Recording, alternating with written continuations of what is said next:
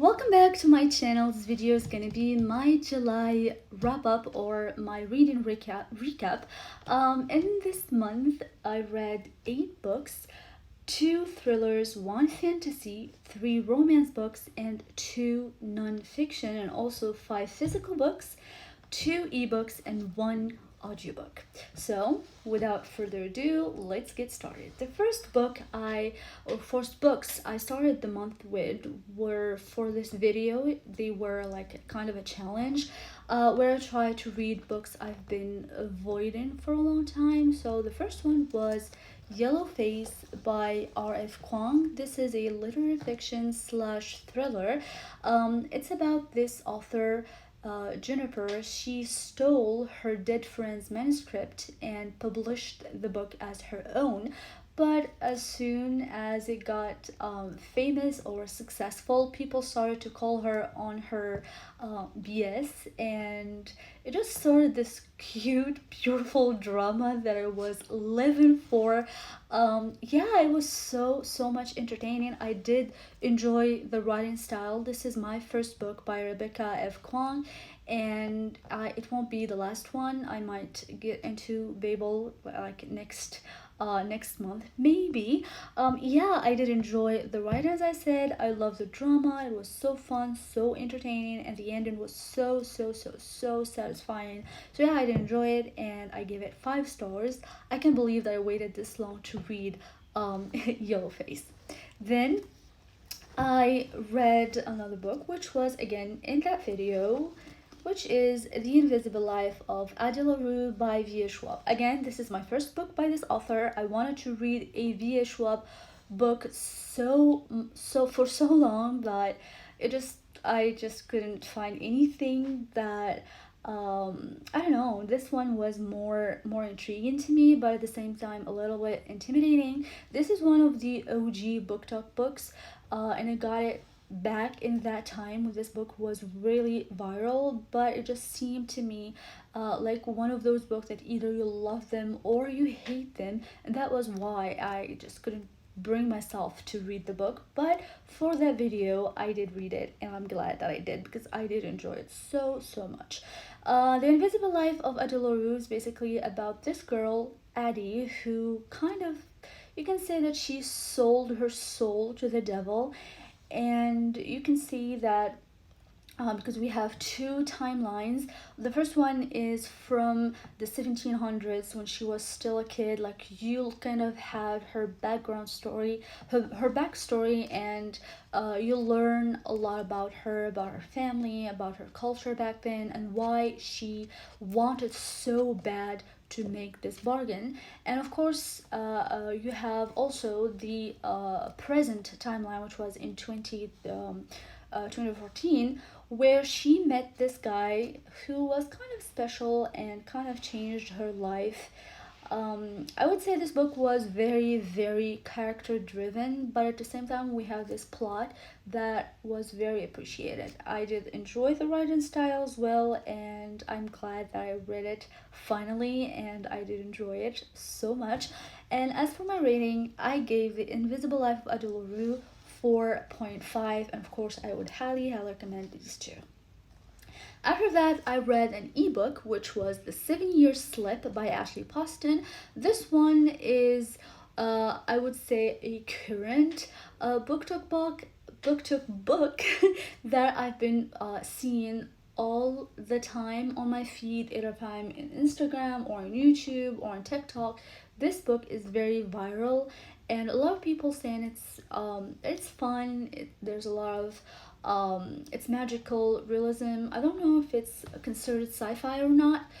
Basically, the book is about this girl Clementine, who had a very special, close relationship with her aunt that died 3 years ago, and she inherited her apartment. And now, because of some financial issues, she has to live in the apartment.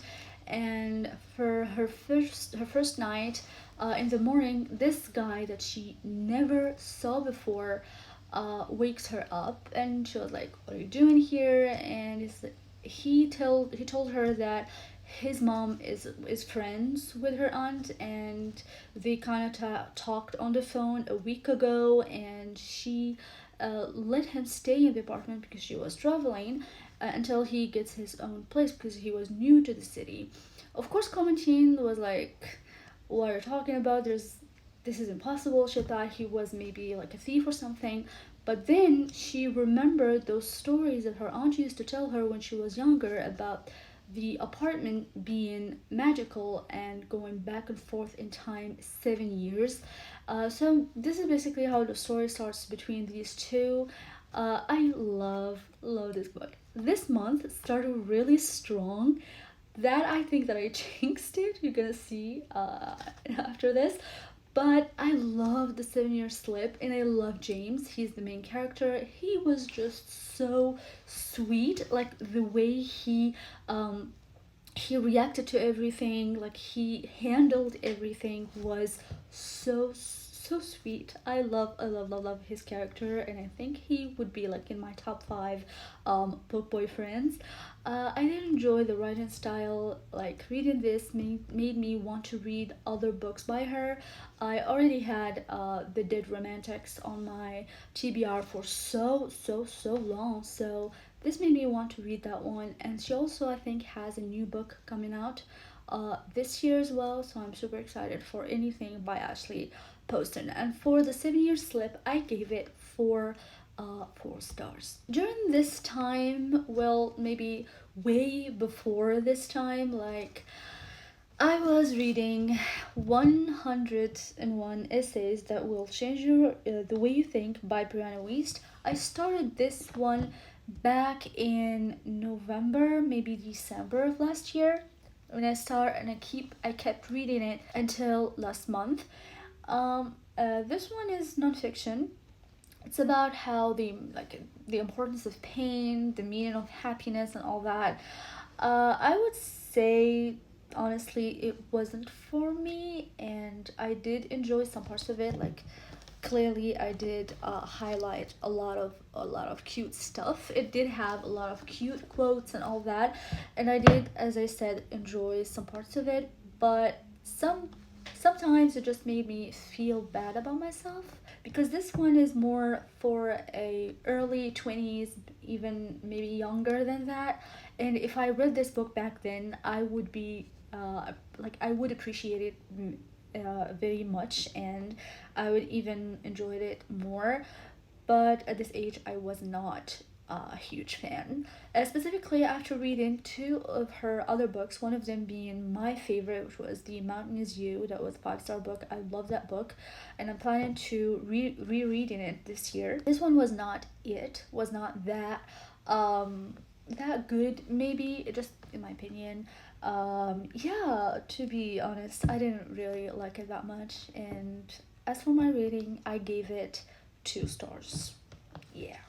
I just noticed while editing the video that I forgot to talk about this other thriller that I read last month, which was The Housemaid is Watching by Freddie McFadden. If you know me, you know that I love Freddie McFadden books, and I enjoyed most of them. But for some reason, when she first announced that this one is coming out this year, I wasn't as excited. I was a little skeptical, even because the first book was it is still one of my favorite psychological thriller of all time. The second one, I would say, was fine, but it wasn't as good in my opinion, so I wasn't really excited for this one, or I didn't even expect it to be good. And even the reviews online after it coming out, it wasn't as they weren't as positive as I would like it. So I wanted to read it this month just to make myself, to prove myself wrong, because I didn't think that it was worth it.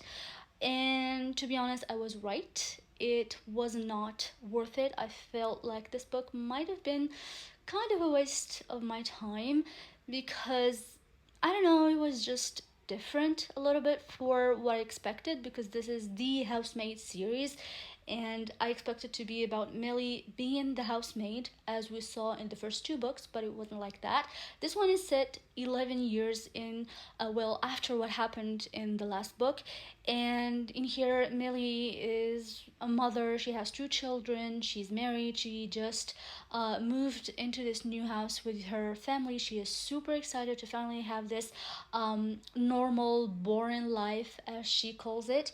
And then she started to meet her new neighbors. There's two of them. The first one being Suzette and Jonathan. They are a couple. And the other ones are Janice and her son, who is the same age as Millie's son. Yeah, so we kind of see that they don't like each other. They kind of hate each other, and then everyone started to act a little shady, like the neighbors, the kids, the husband, even the house at one point. And it kind of felt a little bit boring in the middle. Like, we do know that we have a body, like we have a murder that happened from the prologue, but the whole thing didn't start until like 55 or even like 60% through the book. All of the first part was just the neighbors, or them getting to know the neighbors, and all of the shady stuff that was going on. It just felt a little repetitive, and the same thing going or happening over and over, which I didn't mind that much, to be honest. The only issue that I had with this book was the ending. Um, the one thing that I hate about mysteries or thrillers is what she did at the end of this book. Like, if you read this, you know what I'm talking about, and I hated it. I hated the ending. It wasn't convincing for me. And one of the things that I love about Freedom Fan's books is she leaves the craziest plot twist until like the prologue, and which is kind of the thing that happened also in this book. But to me, that twist was kind of a given information. Like, my literal reaction to it was like, huh, I thought I knew this. Like, it's not something that it's not jaw dropping like the other twists that I've used. Like, specifically, for example, the one that was in The Teacher, her latest, the other book that she released this year. That epilogue was everything. Like, as I still think about it, it was so crazy. I didn't expect it at all. So I kind of expected the same level for this book. But to be honest, I didn't think that this series needed a third book, to be honest. And I believe this is the last one, and I'm glad that this is the last one. Yeah, overall, this might be my least favorite Frida McFadden book. And as for my rating, I gave it 2 stars. Now, let's finish the video. And as you can see, the books are getting worse and worse this month.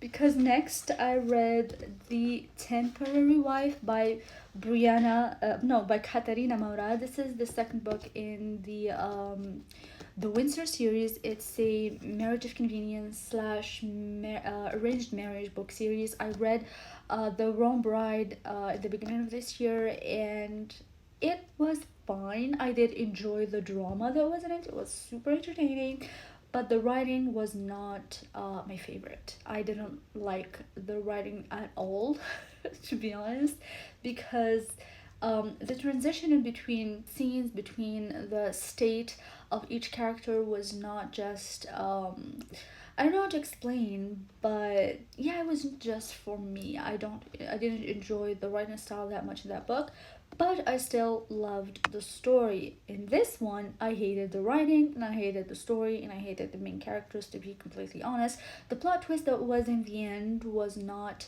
convincing at all. Like, those characters, like the way that character specifically, like if you read the book, you know who I'm talking about. The way they acted was not like the way you would expect for that specific character. I don't want to spoil it for anybody, but yeah, it wasn't that good. This is the story of Luca and Valentina. He is the one taking care of Windsor's finance, and she is his assistant. He used to not like her because she was hired by his grandma. He was forced to work with her. He tried to fire her. He tried to do anything to make her resign and leave by herself, but she didn't. So now they have, like, after 8 years, They have this super professional relationship, but then again, no transition or anything. Bam, they were in love, and then they got married so fast. I don't know. Like there's some things that were just not explained very well in this book. Overall, I didn't like it. It was my least favorite book of this month, and I gave it 1 star. I don't know if I'm going to finish the series or not, but I am going to continue it. I have the next book, the third book in the series already. I already have it on my bookshelf, so I am going to read that one because I have it, and also because it's about Dion and Farah, and I'm really really curious about their relationship because they have like a little weird relationship. You can tell how I don't really like the book because I started annotating it, and then towards like this part, I just because I was cringing the whole time. This series is very spicy, like if you don't know, but this one specifically, like the spice in this one was too much. It was over the top and very very annoying to me. Overall, this was 1 star, and I am going to continue the series, but I don't know if I'm going to finish it, to be completely honest, because this is a six books series. Last but not least, well, not last, I still have another book, which was an audiobook that I've been listening to during the last half of last month, which was Feel Good Productivity by Ali Abdal.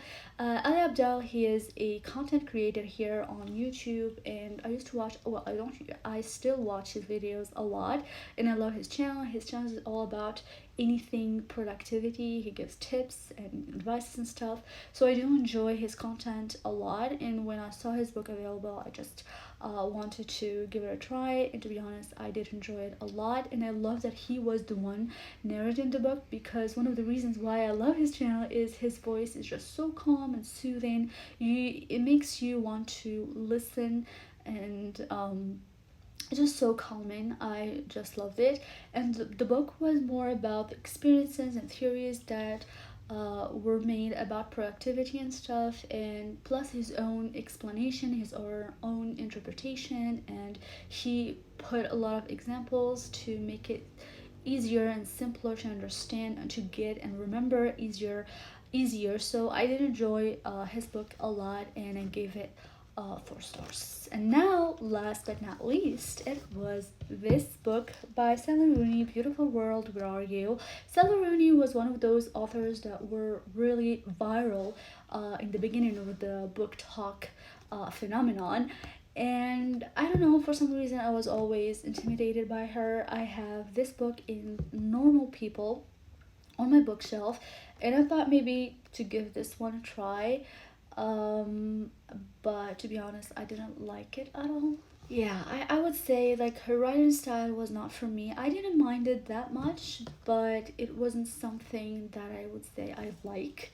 I didn't mind the whole dialogue thing because you can tell where the dialogue starts and when it ended and stuff, so it wasn't my issue at all.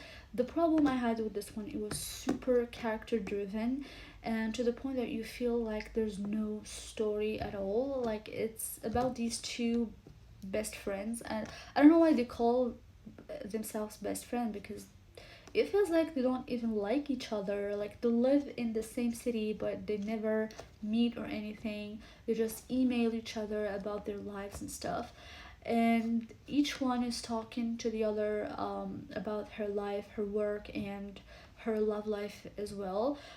There was some smutty scenes, maybe I would say, on the book that were a little awkward. I don't know. The whole thing was a little weird. Maybe I'm just not. It's just not that me. I'm not used to this type of writing style. Maybe I might give her other book a chance, because that was the most viral one, which is Normal People. But this one was not my favorite, and I give it 2 stars as well. Overall, those are the books I read in July. I hope this video I like that you like the video. Tell me what was your favorite book in July down in the comments below. And please subscribe to the channel, leave a like, and I'll see you in the next one.